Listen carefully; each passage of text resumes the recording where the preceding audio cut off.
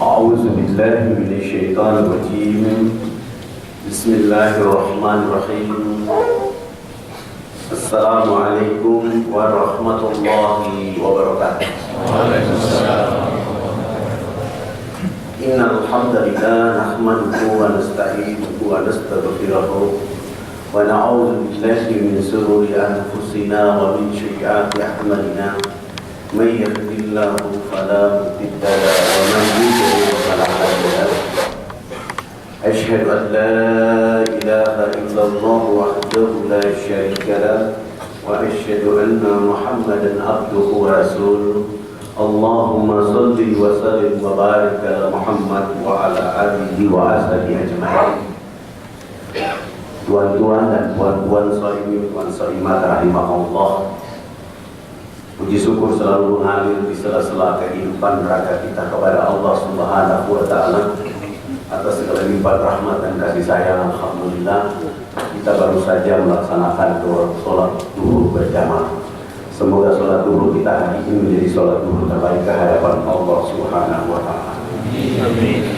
Salam dari salawat senantiasa kepada Rasulullah Muhammad SAW, mubalik terbaik dari Allah Subhanahu wa taala, yang pada hari ini kita tidak menatap wajahnya, tidak duduk dengannya, tidak mendengar kata-kata langsung darinya, tetapi warisannya Rasulullah SAW membuat kita mampu hadir di majelis yang mulia ini.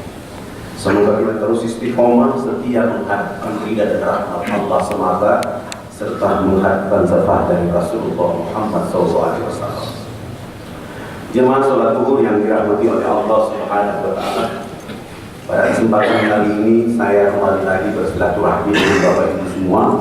Maaf saya tidak ceramah, saya lebih tuntas cerita supaya jangan lagi saya dikenal dengan Ustaz Sabu Mandi, karena hampir kemana-mana dari Sabang sampai Makassar wajah saya dijuluki Ustaz Sabu Mandi.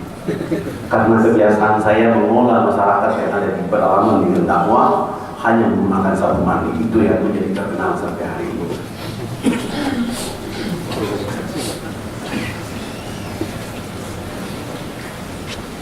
Jemaah yang dirahmati oleh Allah, pertama sekali yang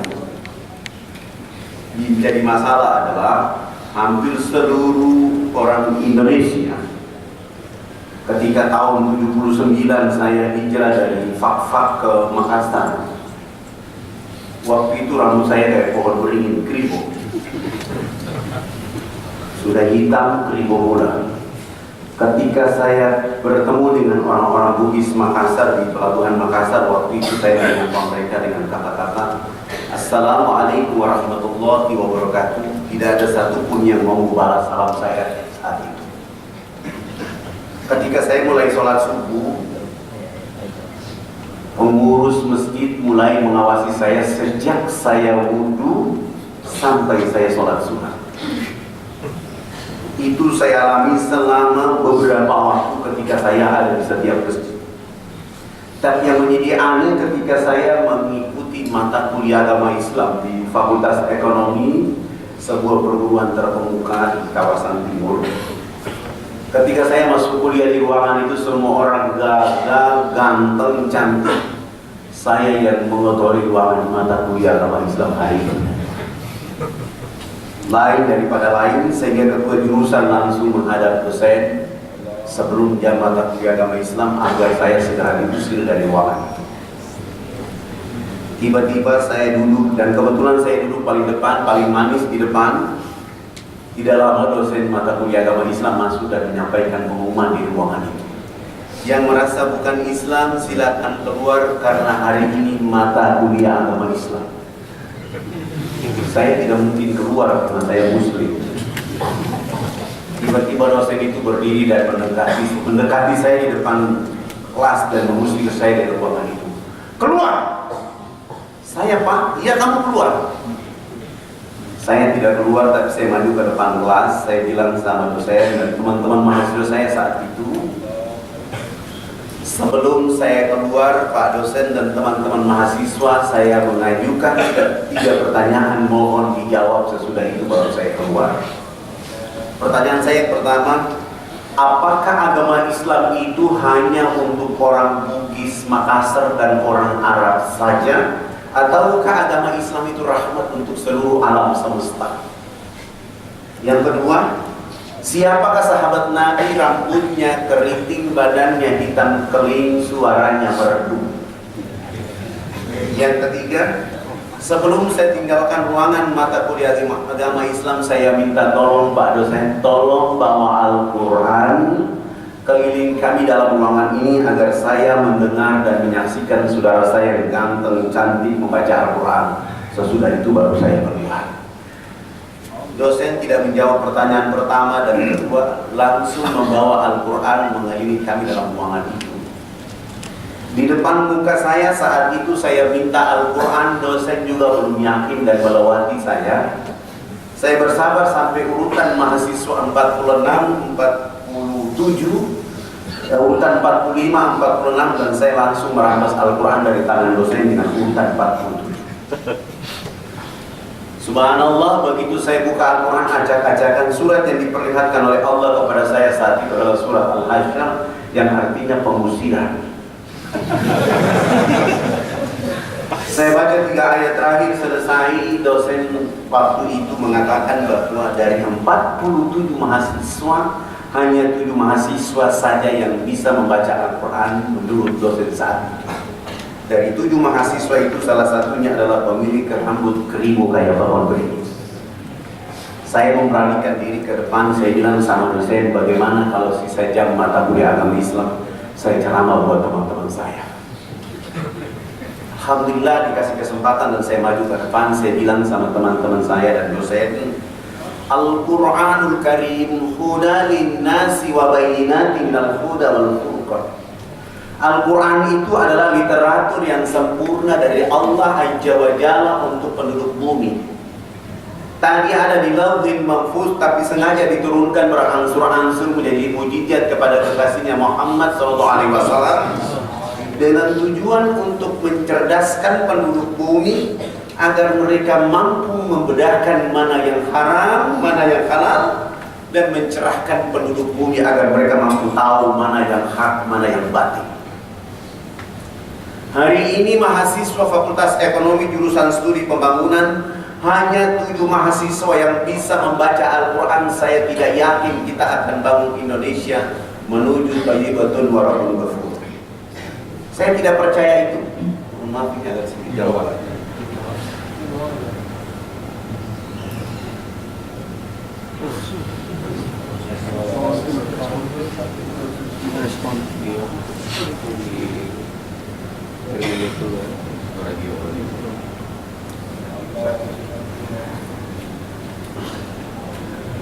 Allah tidak pernah berfirman bahwa orang Bugis yang paling hebat, orang Arab yang paling hebat, tapi yang paling hebat adalah mereka yang memiliki bendera inna akramakum indallahi atqakum. Bagaimana mungkin kita bisa beriman, bagaimana mungkin kita bisa beribadah dengan baik kepada Allah? Hari ini Al-Quranul Karim tidak pernah kita pakai dengan sempurna dalam kehidupan kita. Olehnya itu saya ingin bilang sama Pak dosen dan teman-teman mahasiswa bahwa kalau hanya logaritma, kalkulus, kalkulator dan lain-lain sebagainya menjadi pikiran kita, kita akan membuat rakyat Indonesia akan menangis oleh karena di otak kiri dan otak kanan kita tidak pernah ada ayat Allah Subhanahu wa Ta'ala. Saya ceramah sampai 1,5 jam agama Islam, mata kuliah agama Islam selesai. Dosen mengatakan bahwa hari ini mata kuliah agama Islam sudah diajarkan dosen dari India. Dosen tidak salah, masyarakat di pelabuhan itu juga tidak salah, tapi opini sudah terlanjur berkembang di seluruh tanah air Indonesia. Kalau cerita Irian pasti orang semua mengatakan koteka, perang suku dan bukan Islam. Padahal dari catatan sejarah agama-agama yang ada di Irian, agama Islam agama yang tertua dan pertama. Tanggal 17 Juli 1214 Masehi, Iskandar Shah dari Pasai.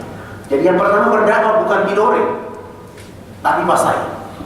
Pasai ketika dia masuk ke Perlis Malaysia, Solok Filipina, lalu turun melalui Tidore dan dia sampai ke Irian. di mana nama Irian dulu bukan Papua, bukan Irian, tapi nama dulunya adalah Nuwar.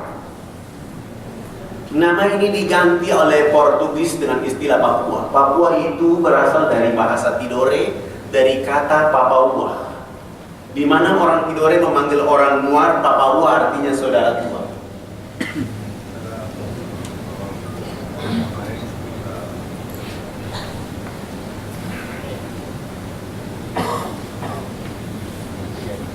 Kata Papaua ini dirubah oleh orang-orang Portugis pada masa lalu dengan sebutan Papua.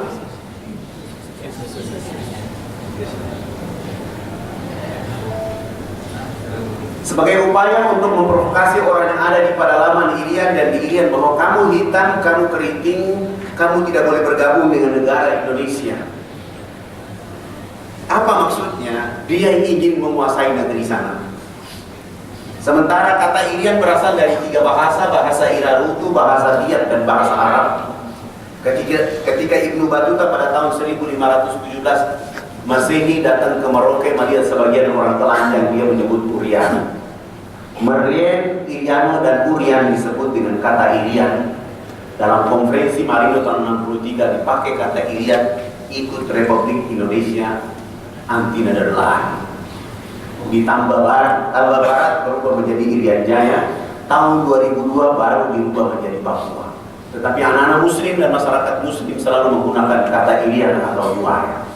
Karena kami tidak mau diperkosa bahasa itu, menganggap bahwa kami itu tertinggal terbelakang.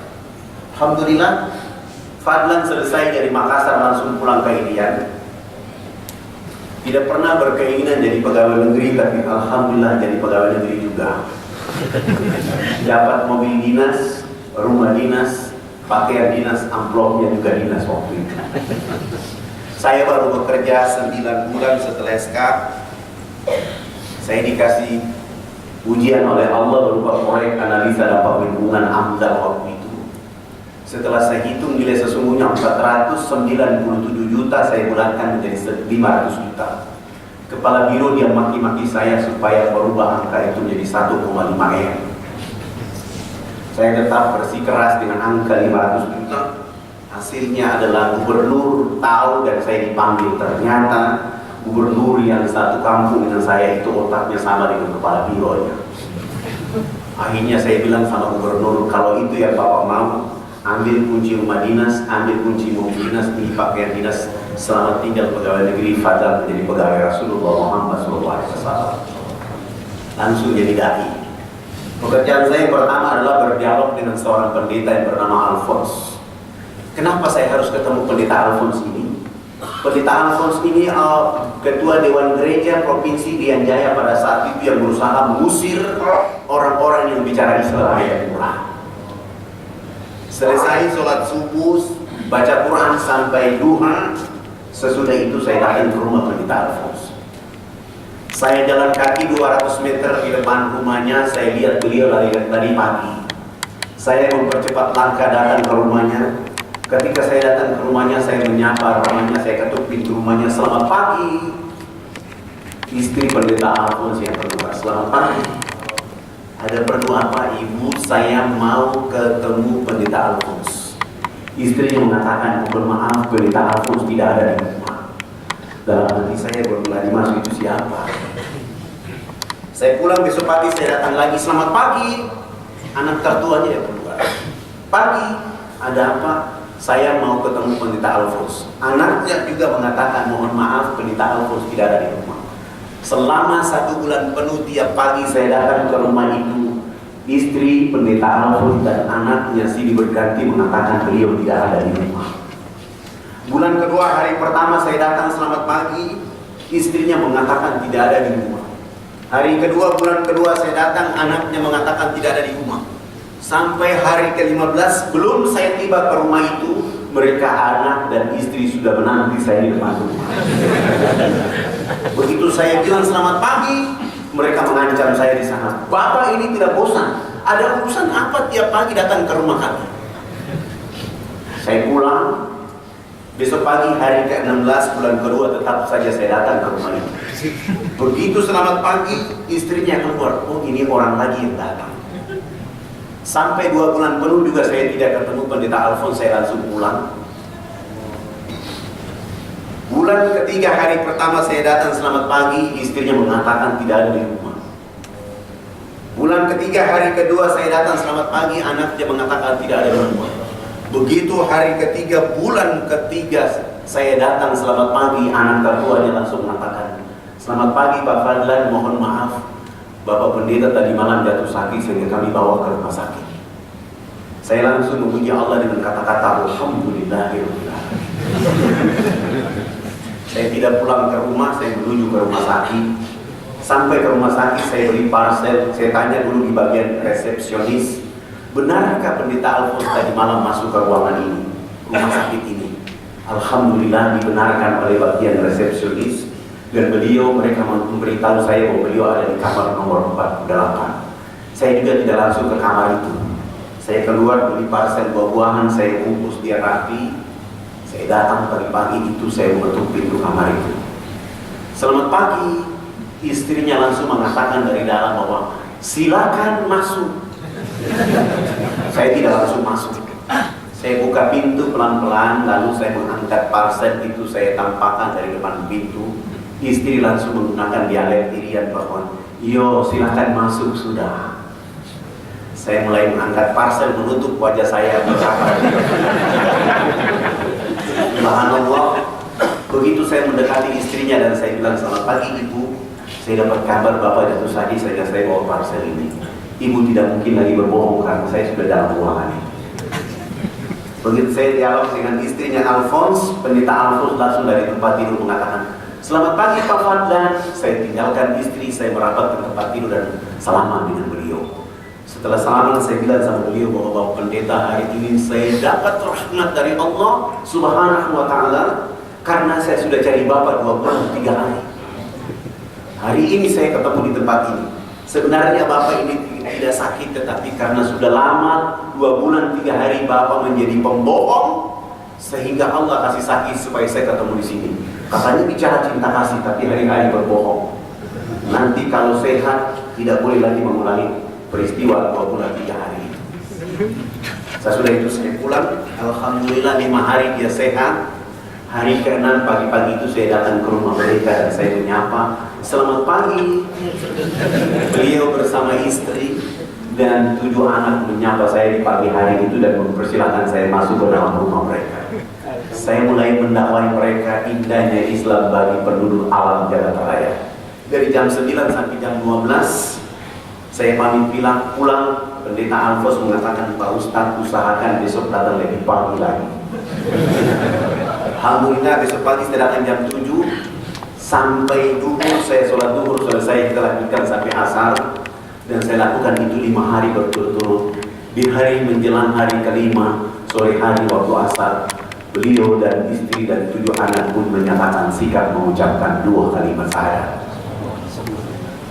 Saya mulai merasa bahagia dan mulai berusaha mengganti nama mereka. Alphonse saya ganti dengan nama Abu Sofyan.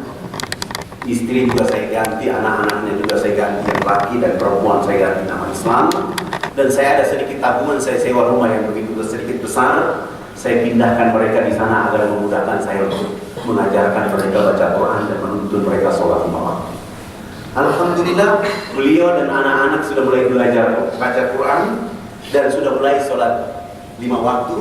Dan beliau sudah sholat Jumat di masjid. Tapi begitu hari Minggu, orang masih menunggu dia di gereja. Karena dia masuk Islam, orang tidak tahu. Ketika mereka menunggu dia hari Minggu itu tidak berkunjung ke gereja, informasi berkembang begitu cepat bahwa Pendeta Alphonse sudah masuk Islam, dan mereka mencari tahu hari-hari berikutnya siapa yang memperkenalkan Islam kepadanya, dan hasilnya adalah Fadlan ditangkap untuk masuk penjara tanpa proses gapi selama 3 bulan. Alhamdulillah, saya menikmati itu 3 bulan selesai. Saya keluar tetap saja berdakwah. Ini mohon maaf, slide kita agak masalah ya.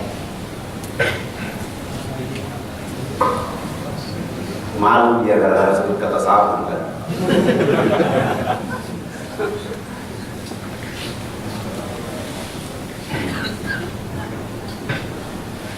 Alhamdulillah, keluar dari penjara selesai, saya berusaha untuk pergi ke daerah yang lebih jauh dari Jayapura, yaitu kami harus menggunakan kendaraan berjarak 175 km dari Jayapura. Ketika kami mulai masuk ke pedalaman itu, kami belum mulai berdakwah, kami sudah disambut oleh kepala suku dengan dari kampung itu, sehingga saya harus ditombak betis kaki saya sebelah kiri dan harus terjatuh. Akhirnya kami tidak berdakwah dan teman-teman saya membawa pulang saya ke rumah sakit Jayapura dan dirawat selama 3 bulan. Setelah sehat walafiat, saya bilang sama Pardai, kita kembali lagi ke kampung itu. Begitu kami datang ke kampung itu, subhanallah,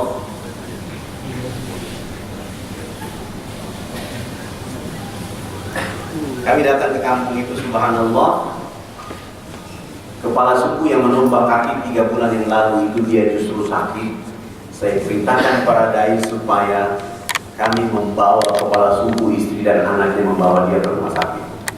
Jaraknya di sekitar ini. Begitu kami rawat dia di rumah sakit, kepala suku ini selama 2 minggu, beliau sehat walafiat. Kami antar kembali lagi ke kampung ini. Kami kembali ke kota. 1 minggu kemudian kami datang, kepala suku ini bersama 15 kepala keluarga pun hijrah mengucapkan 2 kalimat syahadat. Ribut lagi Jayapura tahun 84, saya ditangkap tanpa proses BAP untuk masuk penjara selama 6 bulan. Alhamdulillah, saya menikmati itu selesai, 6 bulan selesai, tetap saya keluar, saya berdakwah di sekitar Jayapura. Subhanallah, Allah menaikkan kualitas dakwah menjadi 30 kepala keluarga di Sentani, Jayapura, dan Abepura pun hijrah mengucapkan 2 kalimat syahadat. Ribut lagi Jayapura, saya ditangkap lagi tanpa proses BAP untuk masuk penjara selama 9 bulan di tahun 1985. Saya menikmati itu tanpa beban apa-apapun.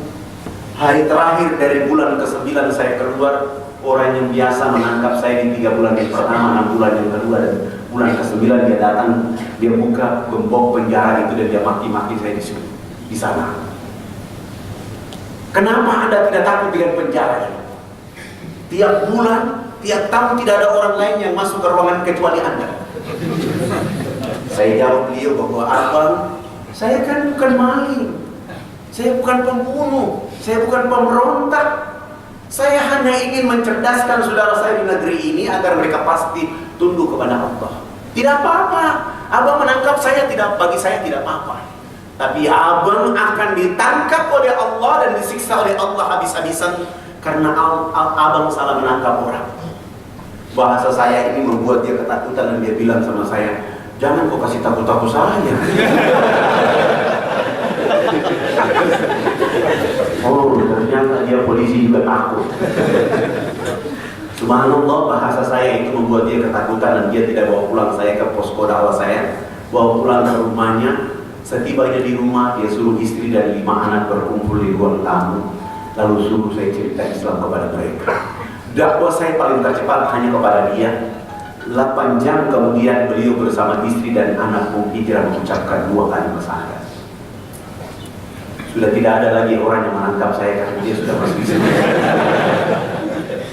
Saya mulai berpikir, ternyata kalau dakwah itu kerjaan yang sangat bergengsi dari Allah, kalau dilakukan dengan sungguh-sungguh dan siap menghadapi segala tantangan dakwah, maka Allah akan hadirkan hidayah lebih cepat daripada angin. Kami mulai mencoba mencari daerah lebih jauh lagi berdakwah, yaitu dari Jayapura ke Wamena.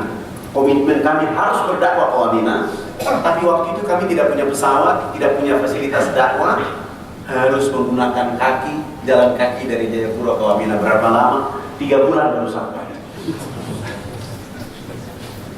Kami baru coba jalan kaki 1 bulan, teman-teman saya 19 orang itu energi tenaganya habis, dan mereka bilang sama saya, Ustaz, kalau kita memaksa 3 bulan sampai ke lokasi belum berdakwah, kita sudah dibunuh oleh orang. Sebaiknya kita kembali lagi ke Jayapura. Akhirnya saya mengikuti mereka dan kami kembali ke Jayapura. Sampai di Jayapura, bagaimana caranya harus sampai ke Wamena? Saya ke kantor desa supaya nama kami semua diganti. Yang nama Zainuddin kami ganti dengan nama Markus. Yang nama Abidin kami ganti dengan nama Paulus. Yang nama Fadlan kami ganti dengan nama Leo. Dengan cara itu baru kami bisa membeli tiket pesawat misionaris. Alhamdulillah pagi-pagi kami terbang. Tapi sebelum terbang malam hari kami sudah menyediakan modal dakwah berupa sabun mandi 7 karton, sampo 7 karton, sikat gigi, odol, pakaian layak pakai masing-masing 7 karton dan 7 karton. Alhamdulillah begitu sampai di Sentani sini pagi-pagi dan kami langsung terbang. 45 menit kemudian kami tiba di Wamena. Kami disambut oleh saudara-saudara kami, tapi sayang mereka seperti ini. Kita cepat aja. Mereka dalam keadaan seperti ini. Maaf, ini bukan porno. Ini keadaan sebenarnya. Mereka seperti ini, mereka juga seperti ini, dan mereka seperti ini. Ketika kami lihat keadaan seperti ini, saya mulai bilang sama para dai bahwa ini tanggung jawab kita untuk merubah keadaan ini. 1 minggu pertama kami tidak berdakwah, mulai mendekati kepala suku besar, lalu bertanya, kenapa kalian telanjang seperti ini? Kata kepala suku, kami dilarang oleh gereja dan misionaris tidak boleh pakai baju. Karena pakaian seperti ini, kata gereja dan misionaris, akan menjadi pakaian kebudayaan yang termahal di atas dunia.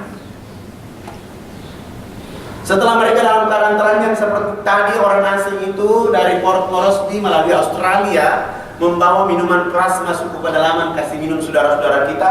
Mereka minum, mereka mabuk, ada yang teler tidur dengan babi dalam kandang. Dan mereka juga dilarang tidak boleh mandi menggunakan air bersih. Mereka hanya bisa menggunakan minyak atau lemak babi saja. Daging babinya dia makan dalam pesta adat, tapi minyak yang keluar itu ditampung, lalu mereka berpesta gelulur badan mereka dengan minyak babi. Jarak 500 meter dari arah mata angin, kita yang di bawah ini hancur-hancuran. Bau yang sangat tidak enak. Ada ibu-ibu kita yang melahirkan di sana seperti binatang yang beranak di bawah pohon. Begitu bayinya keluar dari rahimnya, untuk memutuskan antara hari-hari dengan bayi itu menggunakan ujung batu yang tajam. Sesudah itu ibu anak manusia itu dilarang menyusui anak kandungnya dengan air susu di sebelah kanan. Dia hanya boleh menyusui anak kandungnya dengan air susu di sebelah kiri. Mohon maaf seperti ini. Babi di sebelah, anaknya di sebelah. Ketika kami menonton peristiwa ini, kami 20 orang langsung menangis dan mengatakan, ya Allah, ya Roh, kuatkan dakwah ini agar kami bisa merubah keadaan ini kepada mereka. Dan kalau kami tidak merubah ini, maka di hadapan Allah di yaumil kiamat, mereka akan memasukkan kami dalam neraka. Mereka menuntut karena tidak ada dakwah. Saya mulai bilang sama para dai, tidak ada jalan keluar terbaik kecuali dakwah. Bagaimana caranya? Perintah Allah dalam surat 16 ayat 125. Ud'u ila fi sabili rabbika bil hikmah wal mau'izatil hasanah wajadilhum billati hi ahsan. Serulah manusia ke jalan agama Rabbmu dengan hikmah, arif, bijaksana. Berdebat, dialog pun dengan arif dan bijaksana. Saya mentadaburi ayat ini dengan menggantinya menggunakan sapu. Kami bawa kepala suku besarnya, kami bawa dia ke sungai. Saya bilang sama kepala suku, Bapak nanti ikut gerakan kami. Kami 20 orang jebur masuk, beliau ikut jebur masuk dalam sungai. Saya sudah itu naik. Saya bilang 19 dai berdiri di depan, saya di belakang mereka, dan kepala suku di samping kanan saya. Saya kasih kepala suku satu sabung, saya pegang satu. Para dai sudah dengan sabungnya masing-masing. Begitu kami gosok sabun di sebelah kanan, kepala suku ikut gosok sabun di sebelah kanan. Kami gosok sabun di sebelah kiri, kepala suku ikut gosok sabun di sebelah kiri. Sesudah itu saya ganti sabun dengan sampo. Saya kasih beliau botol kecil, kami siram di rambut, beliau siram di rambutnya. Rambut kami orang Irian itu kalau belum kena air dengan sampo itu rambut tenang-tenang saja. Begitu kepala suku dia siram sampo di rambut, dia keramas, rambut keribu keriting itu dia mekar kayak bunga yang berkembang. Sehingga besar sampo itu makin tinggi. Begitu makin tinggi jatuh kena hidung kepala suku. Dia mencium harum dari sampo, langsung pergi, tidak mau lagi bilas dengan air.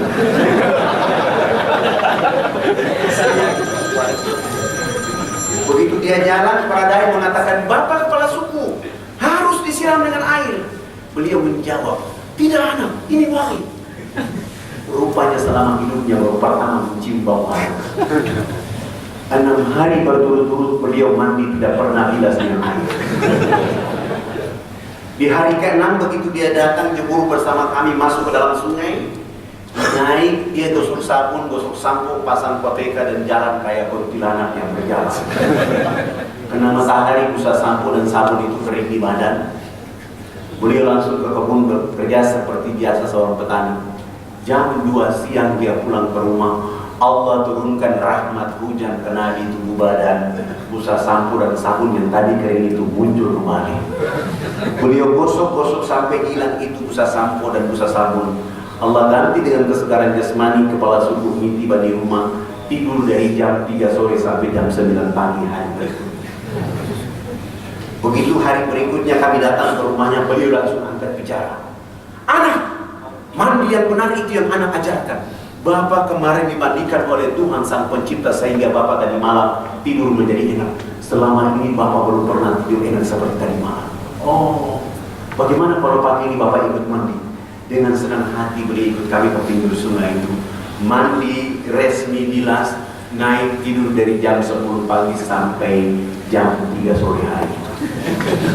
Begitu dia bangun tidur sudah ada kecerdasan dan pencerahan.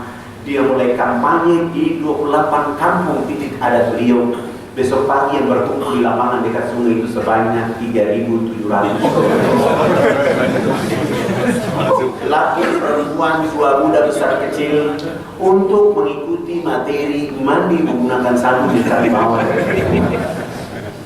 Alhamdulillah kami mulai mengajarkan kepada mereka sabun 7 karton itu tidak cukup, terpaksa 1 sabun dibagi 4 dan kami mulai mengajarkan mereka mandi. Dari jam 8 sampai jam 12 belum tuntas semuanya. Saya kursin pelajaran mandi dan kami mau sholat duhur. Karena kami di pedalaman itu belum pernah sholat langsung di atas tanah, apalagi di wilayah-wilayah animisme dan Kristen. Kami harus buat panggung dan naik di atas panggung. Karena babi sangat banyak. Kami 20 orang itu seminggu yang lalu kami buat panggung dan sudah biasa sholat di atas panggung. Sementara 3.712 orang itu mereka dulu di bawah panggung. Begitu kami naik dan salah satu dai dia qomat dan saya takbir, Allahu Akbar. 19 makmuman itu juga takbir. Begitu kami takbir, 3.712 orang yang sudah mandi maupun belum mandi yang dulu di bawah panggung semuanya serentak berdiri keliling panggung sholat dengan berlawanan arah dari jauh.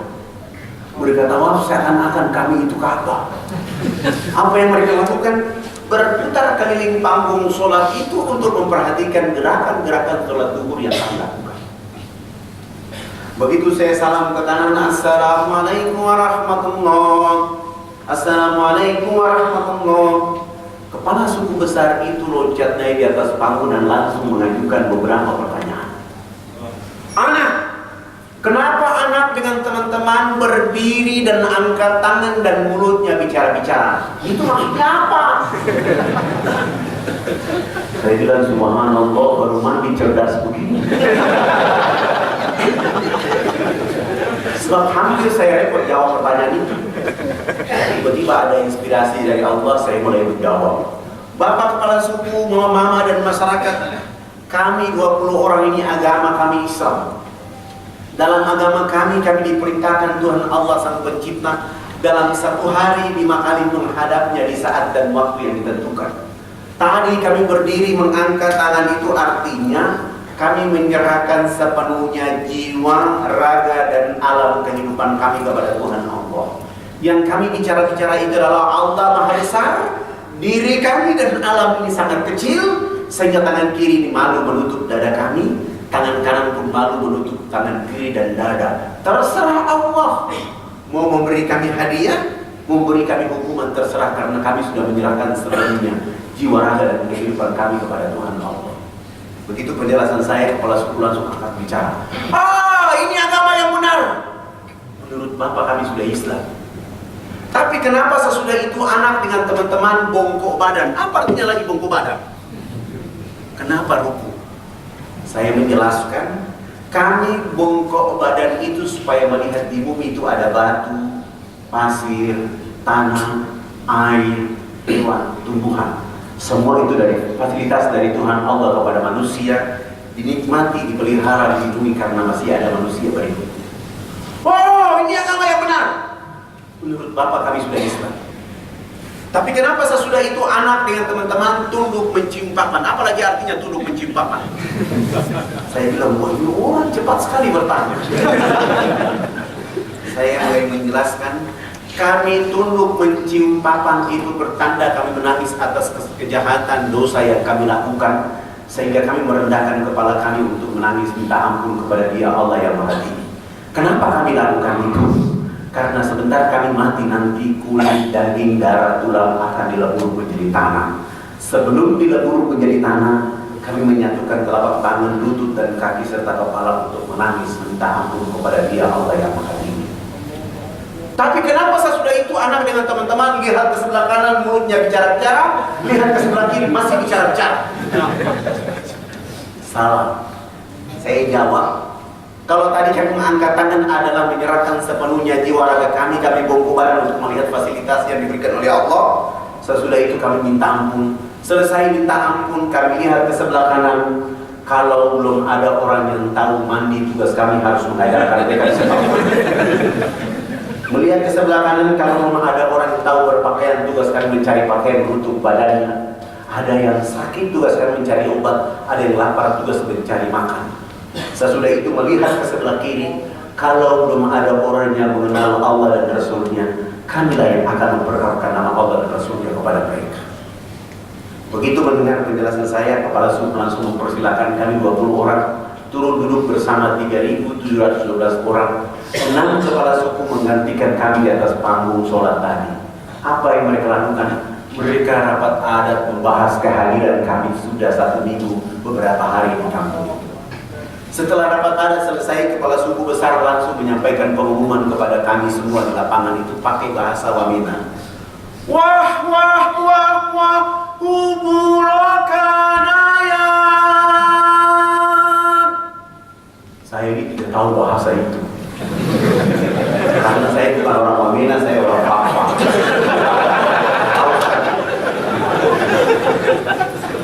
Tiba-tiba ada orang di samping saya tanya kepada beliau, apa yang dimaksud oleh kepala suku dari tadi wah bulokan ya. Ternyata artinya buat kami 20 orang bangkitan kami untuk berdakwah. Hari ini kita senang, hari ini kita gembira karena anak-anak ini sudah datang selama ini mengajarkan agama yang benar. Dalam rapat adat kami mengatakan bahwa kita semua orang di kampung-kampung ini mengikuti agama yang mereka ajarkan. Langsung kami 20 orang langsung sujud syukur dan menangis kepada Allah Subhanahu wa Ta'ala. Terima kasih Allah. Kami belum mengajarkan namamu ke dalam dada mereka. Kami belum memperkenalkan nama kekasih Muhammad SAW ke dalam hati mereka. Kami hanya bawa rizki berupa sabun, sampo, odol dan sikat gigi. Lalu kami berhadapan 3.712 orang itu. Tapi kami pun tidak sanggup karena mereka dalam keadaan telanjang, dalam keadaan miskin, dalam keadaan bau badan, dalam keadaan bodoh. Tetapi ketika dakwah sampai kepada mereka, lisan mereka begitu mengatakan kepada Allah, Asyhadu an la ilaha illallah wa asyhadu anna Muhammad Rasulullah. 3.712 orang masuk Islam tanpa beban apa-apa kecuali dengan tulus kepada Allah Subhanahu wa Ta'ala. Bapak Ibu yang dirahmati oleh Allah Subhanahu wa Ta'ala, begitu mereka masuk Islam,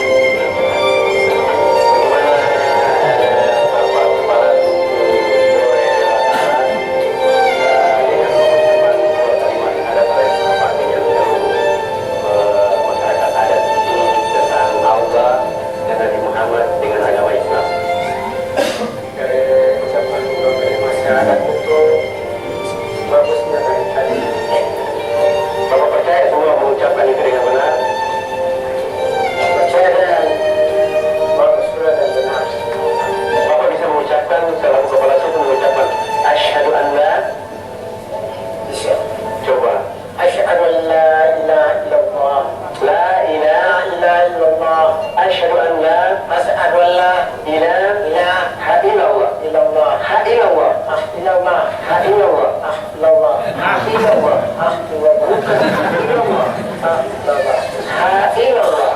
illallah wa asyhadu anna Muhammad Rasulullah. Aku bersaksi bahwa tidak ada Tuhan selain Allah, dan aku bersaksi bahwa Nabi Muhammad itu utusan Allah, dan saya dengan rakyat adat saya mengakui Allah sebagai Tuhan, dan Nabi Muhammad sebagai siapa? Sebagai utusan Allah. Muhammad itu utusan Allah. Setelah mengucapkan dua kalimat syahadat, kita menggiring saudara-saudara kita untuk melakukan tahara dengan menggunakan tanah liat sebagai upaya untuk menghilangkan melakukan tahara dengan menggunakan tanah liat sebagai upaya untuk menghilangkan lemak-lemak babi dan lemak-lemak anjing yang selama ini mereka gunakan di lingkungan mereka secara setiap saat. Setelah mereka mengucapkan dua kalimat syahadat, maka kita akan membersihkan dengan tanah liat. Tampak juga mereka antusias sekali setelah mereka mengucapkan dua kalimat syahadat, dan kini mereka menggosok atau mengeluarkan daki-daki lemak-lemak babi ataupun lemak-lemak binatang yang mereka makan. Minyaknya mereka pakai untuk menggosok diri mereka. Kini mereka keluarkan. Sesudah itu kita akan membawa mereka untuk memperkenalkan bagaimana mandi yang baik, mandi yang benar. Rambut kita dengan menggunakan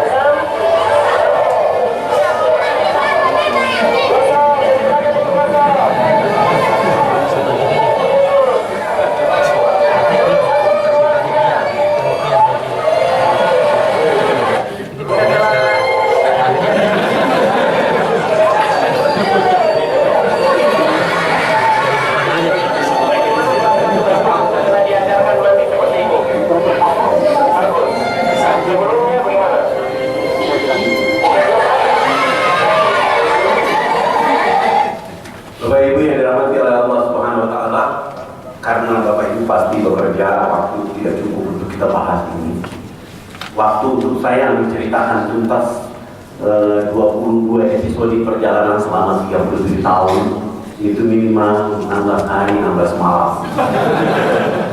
Tetapi ini sudah menjadi cerita kepada kita. Saya global saja, alhamdulillah saat ini sudah 16 pendeta, 4 pastor, 239 kepala suku plus warga 171.000 yang mengucapkan dua kalimat syahadat. Hari ini mereka tetap muslim sampai hari ini. Alhamdulillah kami juga sudah membangun 1049 masjid dari kampung-kampung sampai ke kota, dan masjid terakhir yang kami hadiahkan kepada saudara-saudara beragama Kristen di Jayapura adalah Masjid Yesus Binti Maryam. Masjid ini kami buat di antara Sentani dan Jayapura, supaya ketika orang nanti lewat sholat, biar orang Islam masuk bagi nama di situ supaya mereka terkumpul. Dan informasi terakhir saya tinggalkan, sudah banyak yang bertanya kenapa kamu beri nama Masjid Yesus Ibnu Maryam. Lalu kami ceritakan penjelasannya ke awal sampai mereka akan satu-satu masuk Islam. Saya kira itu yang saya sampaikan. Sekali lagi mohon maaf waktunya harus kita habis.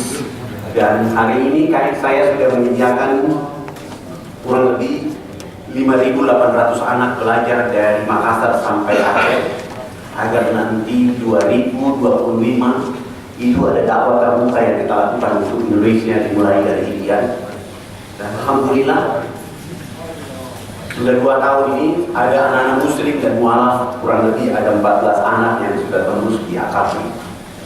Anak-anak ini kalau diperbanyak lagi menjadi 50 anak irian muslim di AKP, berarti keutuhan NKRI akan makin kuat, orang makin banyak hidup dengan baik, Islam akan tumbuh, dan pada akhirnya kita akan mengusir orang-orang Amerika dari Freeport dan kita mengambil hati untuk membangun masyarakat Indonesia. Dan ini yang kami perjuangkan sampai hari ini. Doa kami, insya Allah tidak lama kekuatan itu sudah ada di tengah-tengah kita. Dan hari ini kami sudah mengambil seluruh gunung-gunung, pantai-pantai dan lembah dengan begitu banyaknya masjid dan bendera. Walaupun fasilitas dakwah kami hari ini baru ada 4 buah kapal dakwah. Kami baru punya 4 buah kapal dakwah yang dimana satu bantuan dari umat Islam termasuk dari masjid sini yang dikumpulkan oleh Eko lalu dititipkan kepada kami. Kami buat kapal itu sebagai kekuatan dakwah buat kami yang ada di Riau. Terus teman-teman dari Belanda, dari Malaysia juga membantu sebuah kapal yang sedikit modern. Ini adalah kapal dari orang Indonesia. Harganya kurang lebih 750 juta. Ini kami pakai untuk berdakwah. Ini dari Malaysia. Dan ini bantu dari teman-teman kita di Belanda, Muslim Belanda. Ini kami fungsikan dia antara Sorong Raja Ampat. Jadi kalau ada orang Muslim yang ingin diving, ingin datang di atas kapal ini dengan syaratan minimal juz 30 di luar kepala karena di atas minimal karena kita sudah siapkan di dalamnya ada ruangan aula menampung 300 orang untuk mukhoyam Al-Quran selama diving. Sehingga orang yang kurang datang, dia pulang dia sudah ada bekal selama dia ada diving, tetapi Al-Quran membekali dia di sana. Alhamdulillah, teman-teman dari Qatar juga menyumbang satu dan minta doa. Saya baru dari beberapa waktu yang lalu dari Korea Selatan. Umat Islam Korea Selatan menyumbang 1 buah, bukan kapal tetapi mereka menyumbang 1 buah pesawat capung yang akan saya terbang dan mendarat di atas laut di pinggir-pinggir sungai, sehingga saya akan bersaing dengan saudara-saudara misionaris di sana, sehingga kita akan membuat bahwa jika mereka hari ini mereka mengatakan Irian itu serat Israel, saya mengatakan bahwa saya akan membuat Irian menjadi serat di Madinah untuk Indonesia. Demikian, mohon maaf kalau penyampaiannya tidak lengkap, tetapi kegiatan kami tiap tahun terus kami lakukan buat saudara-saudara kita. Pemberdayaan ekonomi, membuat air bersih, membuat segala macam. Ini perahu kami buat di Tangerang, lalu kita buat menjadi perahu nelayan di pedalaman. Lewat Tanjung Priok kita kirim, lalu dibawa ke kampung halaman mereka. Kubah masjid kita buat terus menerus. Alhamdulillah, nanti bulan Desember itu ada Jambore Dakwah Internasional. Teman-teman dari seluruh luar negeri akan datang melihat mereka punya mualaf yang ada di negeri sana, sehingga membangun kebersamaan untuk menjaga kekuatan dakwah. Kami juga ini proyek menebar 6 juta jilbab. Orang Irian perempuan tidak boleh lagi kelihatan rambut keritingnya, ditutup. Sehingga saya di spanduk waktu RUAPP saya bawa 300 perempuan kami jalan kaki dengan tema spanduk kasihan ke orang di Jawa baru belajar telanjang, kami sudah pengalaman.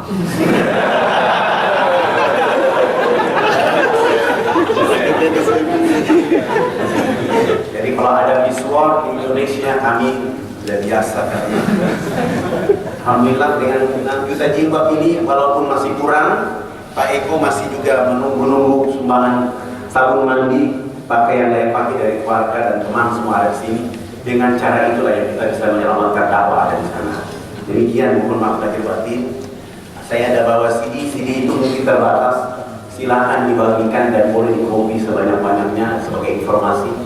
Dan insya Allah kami ada beberapa malam yang lalu, salah satu anak pelayan gereja Pantekosta Serui dari Yakin Maropen datang kepada kami minta memasuki Islam.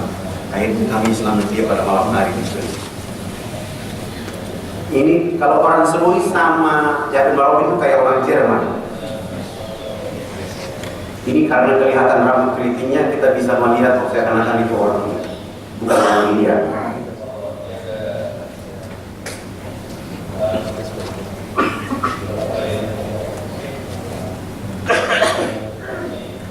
Dia sedang kuliah di Fakultas Ekonomi Trisakti.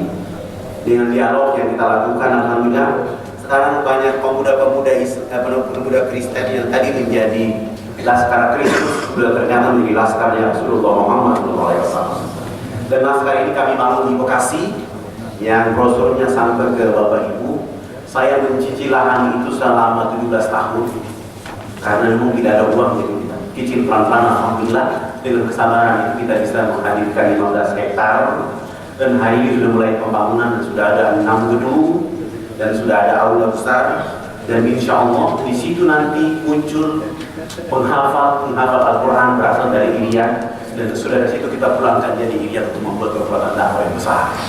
Demikian, mohon maaf lahir batin, wabillahi taufiq wal hidayah, wassalamualaikum warahmatullahi wabarakatuh.